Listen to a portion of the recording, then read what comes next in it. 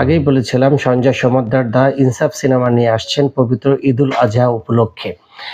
যে সিনেমাটা আমাদের টক্কর দেবে তাণ্ডব সিনেমার সাথে, যে তাণ্ডব সিনেমা পরিচালনা করেছেন রায়হান রাফি এবং অভিনয় করেছেন মেগাস্টার শাকিব খান।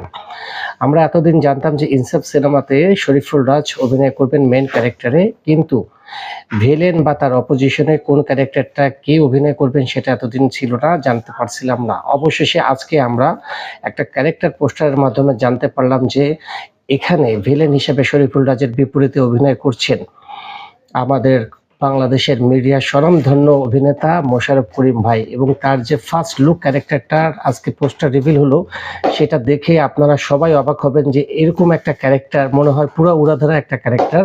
তার নাম হলো পাপের ডাক্তার। আশা করি মোশাররফ করিম ভাই তার অভিনয় দক্ষতা দিয়ে ইনসাফ সিনেমাটাকে অনেক উপভোগ্য একটা সিনেমা করবে, এটা আমরা সবাই প্রত্যাশা করছি।